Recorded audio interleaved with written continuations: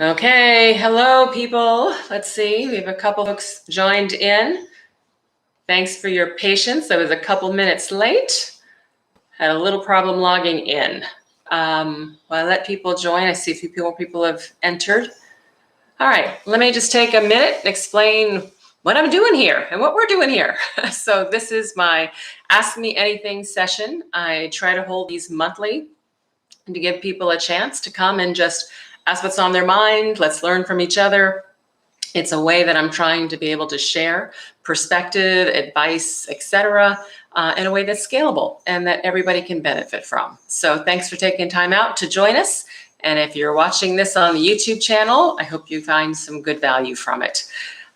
So let me start by going through the questions that I've gotten in advance. Meanwhile, if you've joined and you have a question that comes up, please add it into the chat and I'll be happy to address that as well. All right, so let's get started. All right. Hi, Shellye. How do I know if I'm being ambitious or I'm being delusional? Is being too ambitious being delusional, or are they not even in the same lane? Also, thank you for everything you put out. It's helpful.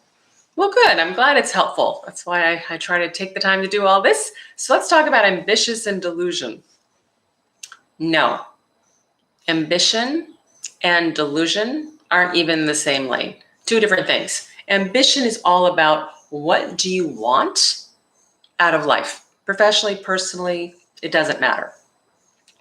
To me, someone who's ambitious just means that they have something they aspire to achieve, to impact, or to build or create in the future. And they're working toward that. That's ambition. Delusion is when you actually are not in reality in terms of how you think about things. All right, two very different things. You can be ambitious and delusional, yes. You can be ambitious and not be delusional. You can be delusional and has nothing to do with being ambitious. So if the question is, am I setting my ambitions too high? And am I delusional in what I'm trying to achieve? That's different. The best way to set goals and objectives is to decide what is it I want. Then do the research to understand what does it take to achieve it. Pardon me, everybody. Let me take a sip.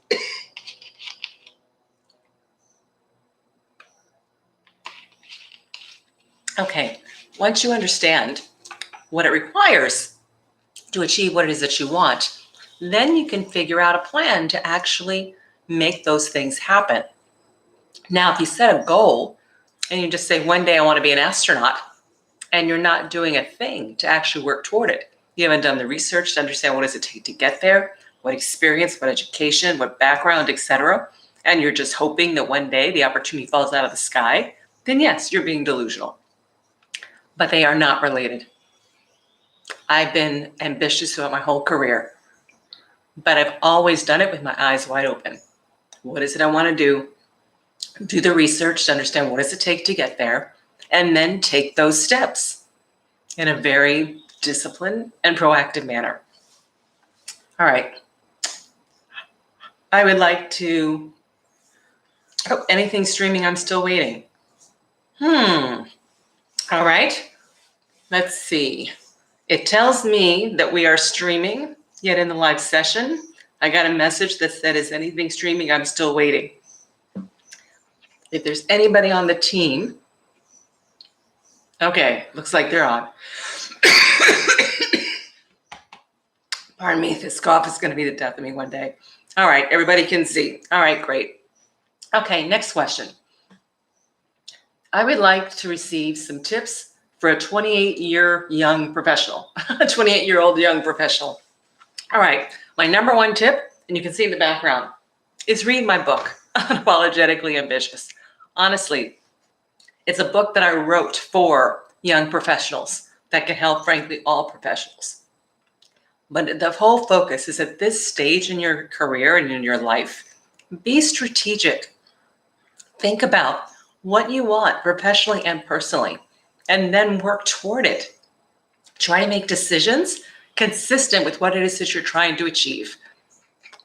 but you'll find the book full of all kinds of advice, professionally, personally, etc. But the main advice is be intentional about what you want and make decisions that are consistent with what you're trying to achieve. Okay. How do you grow from a sales rep to an executive in tech sales? Oh, that's too funny. That was my career, in case you don't know. I started out in sales, carrying a bag. I sold computers and software for IBM. And I will tell you, I think sales job is one of the best jobs out there. Why? Because you learn so much. Of all the jobs and frankly, all the education I've gotten, I've used more of the things I learned from being a salesperson than any other role or experience. So when you're carrying a bag and you're trying to sell, you're learning how to understand people's wants and needs. You're learning how to negotiate. You're learning how to listen. You're learning how to communicate effectively. You're learning how to negotiate. You are learning how to solve problems. All those things you need throughout the rest of your career. You're also learning how to ask for what you want. And you're learning that getting told no isn't the end of the world. So all those things are helpful. Now, how do you rise from a sales rep to a sales executive? It's realizing that every step of the way, expectations change. And you have to start exhibiting the skills that are desired at that next stage before you actually get there. So when you're a sales rep and you want to become a sales manager, well, you have to start to demonstrate that you're actually a leader of people.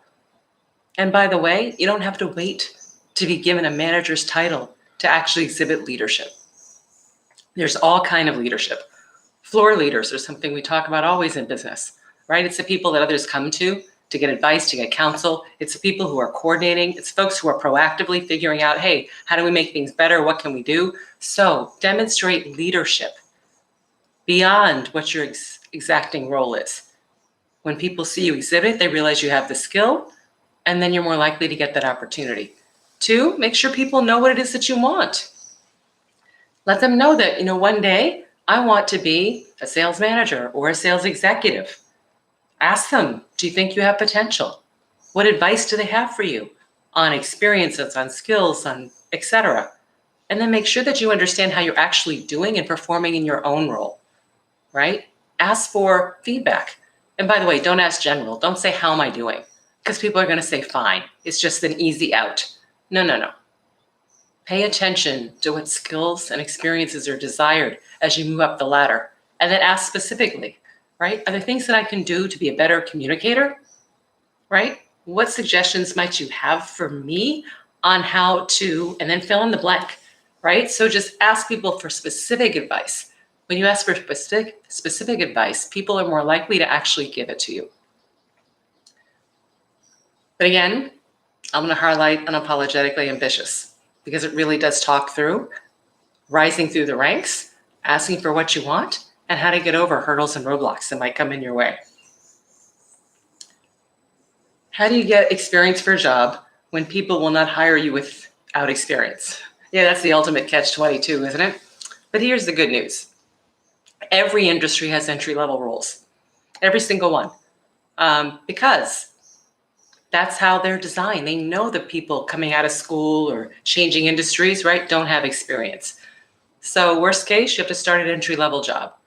If you already have experience that you think you can leverage, you may just not have it for that industry or that particular area. Here's where you want to leverage your network, because what you need is someone to take a risk on you. People who take risks are the ones that most likely actually know you, know what you're capable of. So that's why the networking piece is so important. Let people that you know within your network what you want to do. Figure out if you're trying to move from, I'm making it up, from financial services to healthcare. All right, well, let's say you were in project management, financial services, and you wanted to get to healthcare. The best way to do that is leveraging your project management skills, finding a project management related role, but within healthcare. And then figure out who do you know that knows people within healthcare that could open some doors for you. The key is you have to be super intentional and very proactive. It's not easy, it's hard, but you can do it. All right, here's a question that came through the chat. Is an MBA still worth it? I'm starting an MBA program next month and will continue working full time.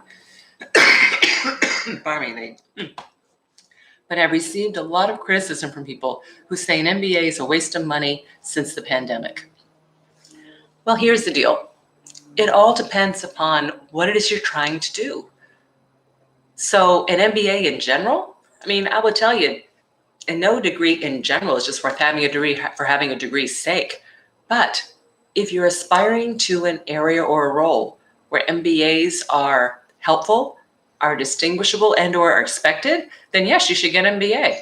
But there are a lot of roles, frankly, where you don't need an MBA. So be conscious about what you're trying to do. Let me give you an example. If you're getting into, investment banking, or aspiring to be a management consultant, right? Well, if you look, a lot of people within those segments have MBAs, which means that if you don't, you're going to have to do other things even better to overcome the fact that you don't have it. So having one is probably helpful. If you are I'm making it up, an engineering manager, right? Then do you need an MBA? I don't know. Look up and see how many directors or SVPs of engineering actually have MBAs. And if you don't see a lot, well, then maybe you don't need it. If you are trying to change from one profession to another, right? An MBA is a good way to do that because it shows that you are investing in yourself, and people tend to take a broader view of you when you're interviewing. So a lot of people go and get MBAs when they're trying to switch from one area of career to another. So I can't give you a general answer. What I would tell you is it depends on what it is that you're trying to do. So hopefully you did the work before you signed up for the MBA program, determine it based upon your career objectives and goals that an MBA is worthwhile.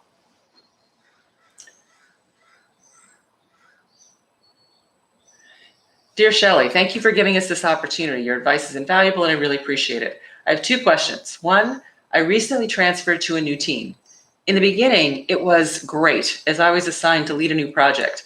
But as time passes, I'm feeling extremely overwhelmed with workload as new tasks keep coming my way almost on a daily basis with tight deadlines. And I've neglected my project and my own professional development. I have no time to study for my exam. I have had to work weekends to catch up. Saying no isn't an option because it's just me, my boss, and one teammate. And there's no one else to do the work. So do you have advice on how I cope? All right, first of all, you have a boss. So guess what? This issue of trying to divvy up workload and get things done, it's actually your boss's responsibility, not yours. So what I would tell you is as you start getting more and more items and you can't do it all, you have to have a conversation with your boss about priority. Okay, you gave me this project and here's the deadline. I'm working on the project. Now you've given me these 10 things that you say also need to get done. I need you to tell me what the priority is among these items because I can't do them all within the timeframes. You just have to be very specific. And by the way, that's not saying you can't do your job. Being overloaded and overworked, right? That's not what you signed up for. And at the end of the day, it's actually not what companies in general expect. They do not expect people to have to work overloaded all the time.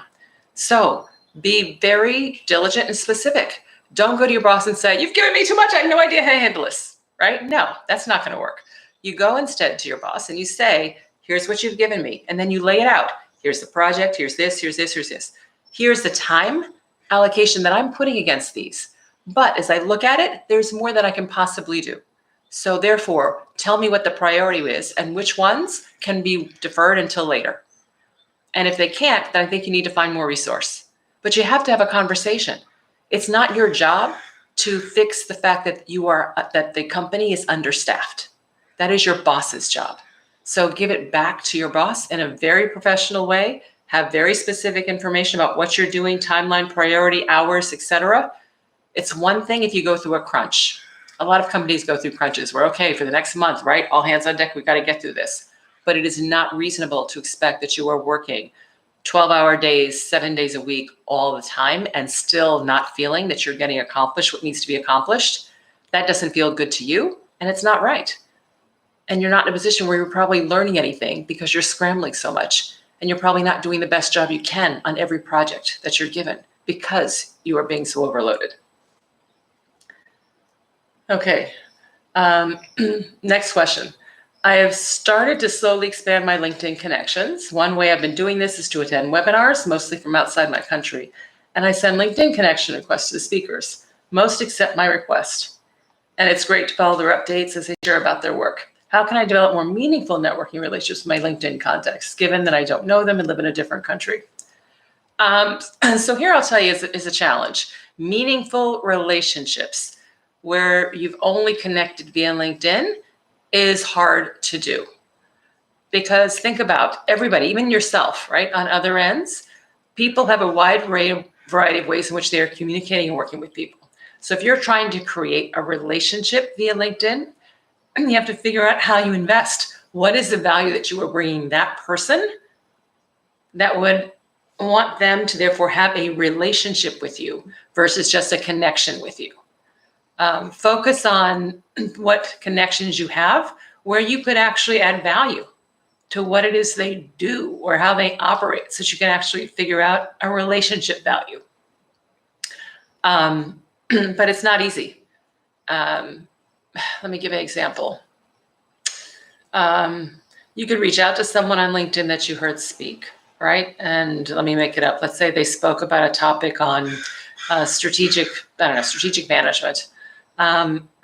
Then if you came across an article on strategic management that either reinforced a point they made or maybe had a different point, right? You could send that person the article and say, hey, I read this article. I thought of you because, and then be specific, right? Say they reinforced the point you made about XYZ, right? Or they gave actually a different perspective on ABC, whatever it might be. Thought you might find this interesting. And you can send it. And now it depends. If they respond, right, and act, then maybe you can create a dialogue, right? If they don't, then they're telling you they don't really have time, right, for this. But that's the way you have to figure out, how do you add value? Because at the end of the day, what a relationship really is one in which both parties are adding value to each other. And that value can be everything from friendship, it can be knowledge, it can be experience, right? There are a lot of different ways to add value. But that's what you have to figure out, and that's one at a time. There isn't just a general way to do that. Next question. This one coming from the chat. I'm seeking paid board position in the STEM space. What is the best method to research the board seat openings? How do I get in front of them for consideration and landing the position? Good question. Let me add to that one that also came through in advance. Hold on, I'll read that one too, so I can cover two at the same time. How does one prepare to become an independent board director of a publicly traded tech company? Okay, so first, remember, board positions are jobs. They're actually jobs.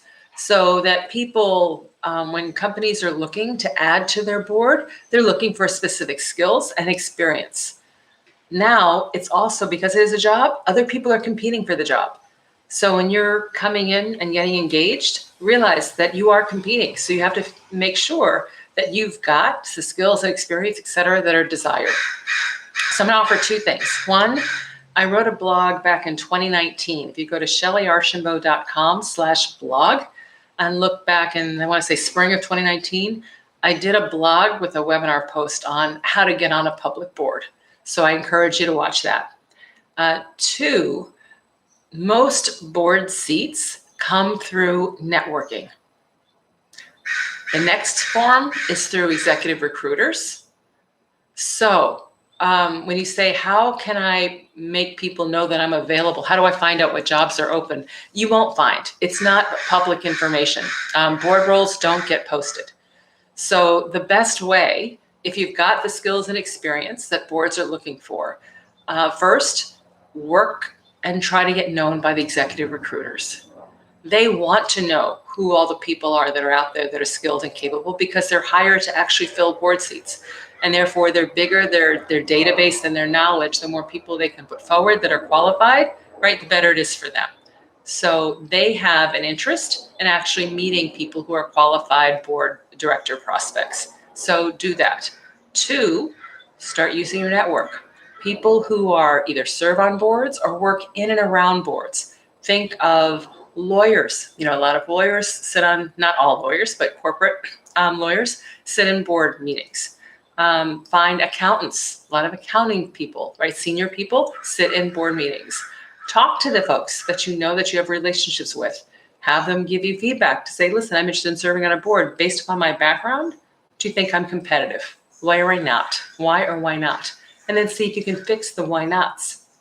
And if you are, then let them know that you're interested in serving on a board, and who do you think you should talk to, right? You really have to leverage networking and executive recruiters. But do listen to the webinar to get an idea of some very specific and tangible steps. But realize it's a job, and it's a very competitive one. Typically in the Fortune 1000, like 350 seats a year, right, open up. So not a lot of seats.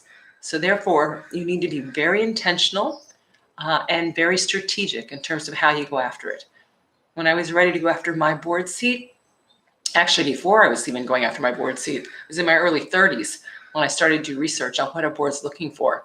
And then I built the things that they're looking for into my career plan so that I could get the experience that they wanted and they would find desirable. And then once I got my CEO job, I then started to meet with executive recruiters and tell people that I'm interested in serving on boards and share the skills and backgrounds that I had. And my first board actually came through an executive recruiter. Okay, next. What do good negotiators of good salaries do different? Good question. When it comes to negotiating salaries, and by the way, I hope everybody's listening up, because I will tell you, too many people don't even try to negotiate salaries. When you try to negotiate a salary, it's really important that, number one, you know what you're worth and you know what the market pays, so that you have an idea, right, of what's reasonable and what's not reasonable. Number two, you always have to put things in a perspective that's win-win. If you walk in and say, this is the amount of money I need, here's why I need it, here's I, if you do that all the way through, then what's in for the company to actually give it to you? No, you need to couch things in a way that shows them, here's what I need, here's why it's good for me and for you, right, to get whatever this happens to be. Also, make sure that you actually know where you stand.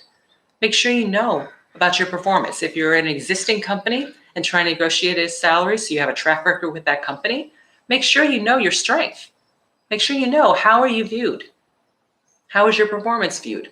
Are you a top performer? Are you an average performer? Right? Where are you? It matters as it relates to what kind of power you have in negotiating.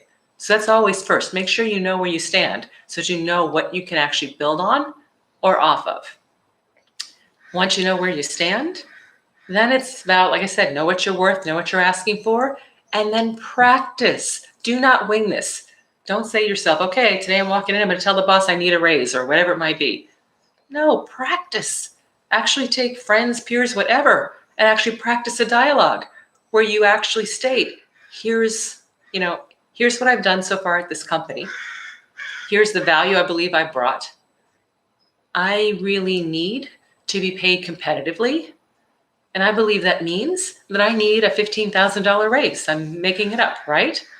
And this is actually good for the company and it's good for me. One, I need it. It'll enable me to perform better, blah, blah, blah, blah, right? Here's why it's good for the company. You kind of share that whole, but practice. And that way the person that you're practicing with can start throwing objections at you. And that way you learn how to deal with the objections. And the first time you get an objection in the meeting, it's not like, oh my God, I don't know how to respond. So practice, practice, practice. And then when you're ready, you have the conversation. Now, don't wait until performance review time. A lot of people are asking for raises during performance reviews because they know this is the cycle, the plan. But if you do, they'll just think this is not as important to you. It's just like everybody else. You just want an increase too. No, talk about this off cycle. And it's fine if ultimately you have to wait for the cycle itself to get the raise, but the fact that you raised it off cycle lets them know how important this is to you, and it gives you time to reinforce, to handle objections, right? Do whatever's necessary so the time this cycle actually comes, they are now advocating and fighting for you to get the raise that you need.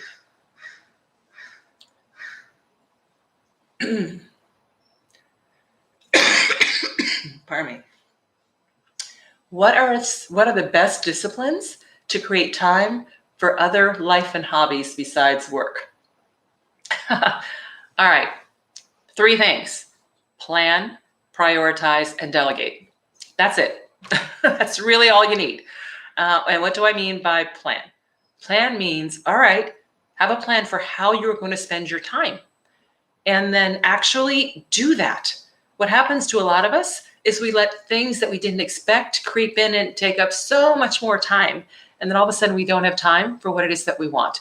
So build a plan, decide, here's what I want to do, and here's how I'm going to go get it done. Prioritize. You have to prioritize things. I'm telling you right now, you can't do everything you want to do. At least I can't. I've not figured out how to do everything that I want to do and everything that everybody else wants me to do. No, you have to set your own priorities and use that as your filter to figure out what you will actually do and what you will have to get others to do or let go of. Now that leads to me to the third point. Plan, prioritize, delegate. Those things that you can't get to, you have to delegate. And by the way, I'm not talking just in work. I'm talking about life. I'm talking about home as well. When we take on responsibility and ownership for everything that goes on, we never have enough time because there's always too much to do. So you have to learn how to delegate, not just at work, but also at home. And delegating at home means don't just get help to do things, but you have to delegate the ownership of things. And by the way, everybody can pitch in. If you're married, you have a spouse, they can pitch in. So you decide, what are you going to own? What am I going to own? You have kids? Guess what? Kids can help in too, and they can own responsibility. When I grew up, we had my parents called it a caper chart, which was literally Monday through Sunday. Our names went across the top, the days, and then what we had to do each day, right? Dust the coffee table, wash the dishes, whatever it is. But we had stuff we had to do every day. Use all the resources you've got. And then beyond your existing family members to delegate, right, if you're managing that, give yourself financial flexibility so that you can hire help for things that you need done, but don't have time to do. So plan, prioritize, delegate. Those are the 3. And by the way, I talk about this in Unapologetically Ambitious too. All right. Oops, did one come through the chat? Here we go. 2 came through. Other than LinkedIn and university, where are some good places to build a network? Any areas that you're interested in. One of the things that's really cool about the US, and I'm sure other places as well, is almost for any passion area you've got, there's a group somewhere, whether it's a physical group or it's an online group. Whether you like stamp collecting or bird watching, or you like to exercise, or, whatever it is. So get engaged in something. Where do I network? Everywhere, whether it's at the gym, whether it is, I join professional organizations, right, that you get involved with that are tied to your career and or your industry, or it's passion areas. And if there isn't a group that's doing what you like to do and want to do, then create one. When I moved to the Bay Area, I created a gourmet dinner club because you know what? I like to cook and I like to eat good food and drink nice wine. And I said, okay, so I started a gourmet dinner club. So the key is tie it to your passion and what you like to do, because that way you're checking off multiple boxes when you do it. Yes, you're networking, but frankly, you're also enjoying yourself because you picked an area that you enjoy to get involved in. And typically people who have common interests find common things to talk about and engage in. And the next question, what are some of the best subscriptions that you recommend? Well, I'll tell you what I have subscriptions to. So these are the best for me. But again, depending upon who you are and what you're trying to do, they could be different. So mine are Wall Street Journal, the New York Times, The Economist, and The Week. Those are the periodicals that I subscribe to on a regular basis. All right, next one. What do you say about the myth that educated and successful women risk late or no marriages? I say, you know what? It's false. Actually, the data shows that women who are educated, college degrees, actually have a higher rate of marriage than those that don't. As a matter of fact, I can give you the numbers. 65% of all women with college and advanced degrees are married. 50% of those with just high school degrees are married. So it is a myth. And it goes back to everything else. If marriage is important to you, then you have to prioritize it, which means you have to get engaged in activities that enable you to meet people. You can't just sit there hoping it's going to happen. Sometimes it will. Absolutely. Serendipity almost happen all the time. But sometimes people don't make time to enable serendipity to actually happen. So if marriage is important to you, then you have to prioritize it and prioritize activities that give you the ability to interact with others to actually create opportunities for serendipity. And next, how does one jump from a leadership role to a senior leadership role of a tech organization?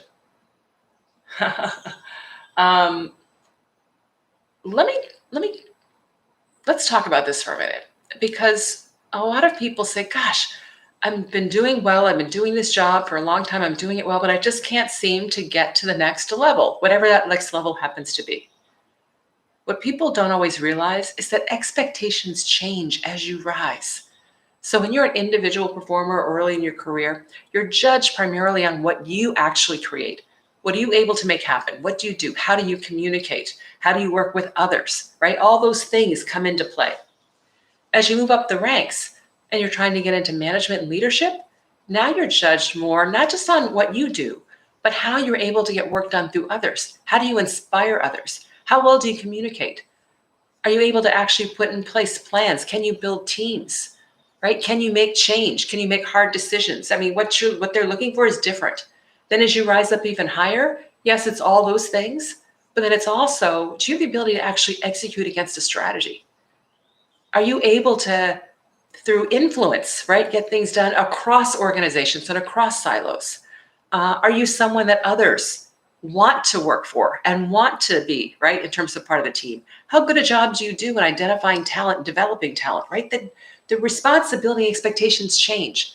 So if you find yourself getting stuck, step back, look at the role that you're trying to get to, and then have conversations with people, right, in those roles, under above, to understand what's different about expectations, right? What are they looking for as they hire next leaders, et cetera? And then you can recalibrate to make sure that you're actually demonstrating those skills and those capabilities so that you will be chosen and you will be the next one to get the role.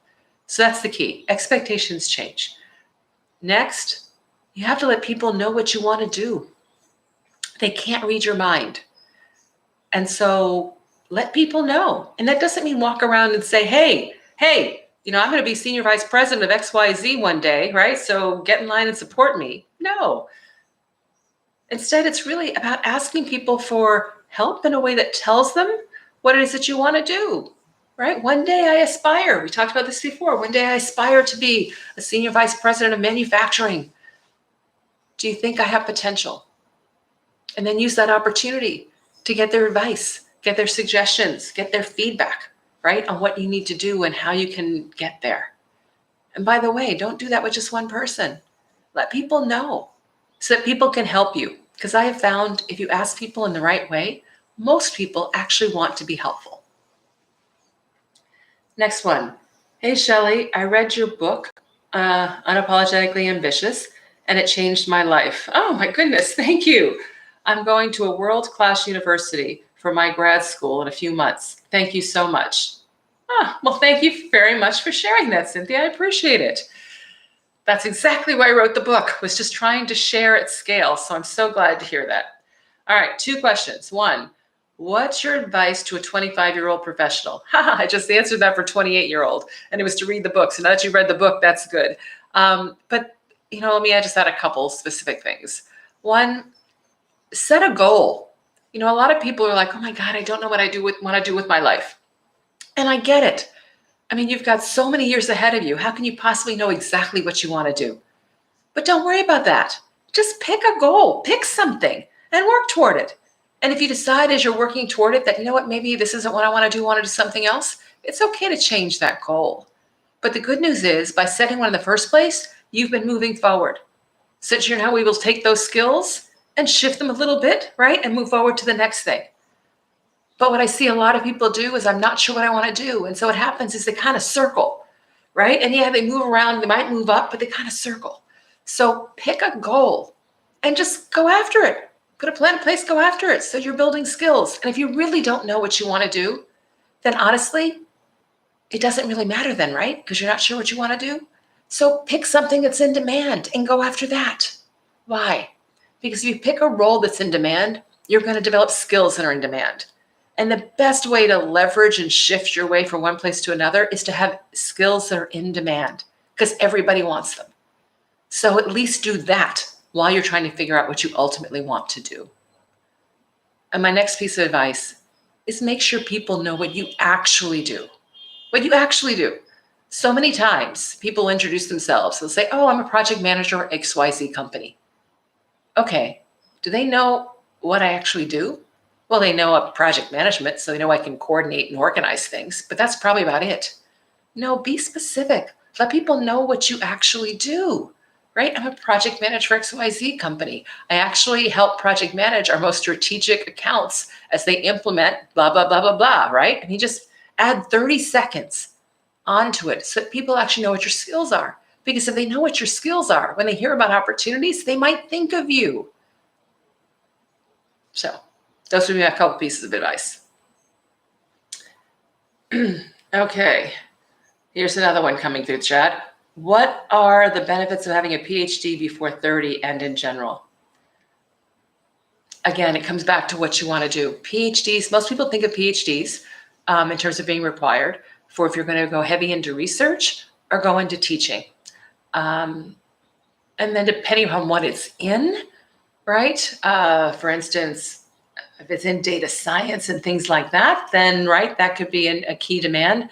But actually having a PhD in general, right? I can't give you a general answer because having a PhD, and if you're trying to aspire to be a CEO of a tech company, will it be helpful? Maybe, maybe not, right? It's not necessarily required.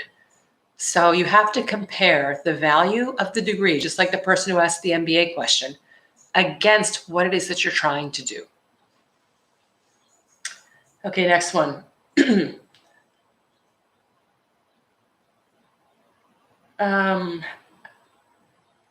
What are your tips to rising executives evaluating board membership as a career-enhancing next step, as well as an opportunity to further contribute to their leadership skills? This one we touched on a little bit. We talked about board director. What I'll tell you is, again, if you're a rising executive, it's going to be really hard for you to compete for certain board positions. Now, the good news is companies of all sizes, private as well as public or whatever, might need board directors. But realize they want directors who can add value to them. CEOs are looking to add people to the board that they can learn from, that can help them build their company and grow their company. They're not hiring board directors to help them grow and develop their skills. So I don't see board membership necessarily as the skill development. Yes, does it help you develop some skills? It does. But the base at which you start needs to be at a certain level where you can add enough value right back to the company itself. So back to where you start, I answered that before in terms of with the other questions. And that is do the research, understand what companies are looking for, right? Networking is important. Let people know that are in and around boards that this is what you want to do, and then ask for their honest assessment of whether they think that you would be a good candidate or what other skills you need or experiences you need to be a good candidate. And then go work on building and getting those skills so that you can move forward. But again, I'll reference the blog post on shellyearchambeau.com/blog in 2019 around getting on a board. I think that'll be helpful. How do you know if you're ready to step into a leadership role? What advice would you have for a young woman who has been groomed by a firm, but the leaders still see her as their young rising star, but she feels ready for a senior position? Pardon me. What I would tell you is you have to advocate for what you want. So if you are a rising star and you've been groomed, right? Now you have to have a conversation.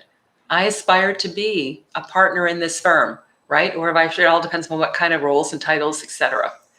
And then ask people, based on what I've done, do you think I have the background for it? Right? Now, here's the key part. If you're ambitious, it means you also have to be willing to be vulnerable. Because in order to really get good input, you need to ask people their actual assessment of how they think you're doing, which means you might get some bad news. But you know what? Bad news is good news. Because if you know why, you know where you're falling short or what experiences you need or don't have, then you can work on it so that the next time you're ready for it. So the biggest step, and what I don't see a lot of people doing, it's like, gosh, why am I not getting it? Why am I not getting it? Well, ask why you're not getting it. Ask the question in a very professional way, right? If there was a role or a promotion that you thought you should get and somebody else got, right? It's perfectly fair to have a conversation with the hiring manager, the people involved, and just say, that was actually a role that I was aspiring to. I would love to understand what you'd like to see from me so the next time this kind of role is open, I'll be a candidate, right? Those are the kinds, so you can ask it in a way that is very open, right? And not threatening, and get what you need back. All right. And that wraps up the questions that I have that I got in advance. Do I see any more coming through on the chat? No, I think I hit all the ones in the chat. Thank you very much for participating today. I'll do my next Ask Me Anything next month, and I hope you'll tune in. This will be posted on YouTube for anybody who came in late and wants to watch the entire session. Thanks so much for participating. I appreciate your questions, and I wish you all great success. So be ambitious. Go after what you want. Be strategic. And I'm confident that you can achieve what you actually want to achieve. So thanks very much, everybody, and have a great day.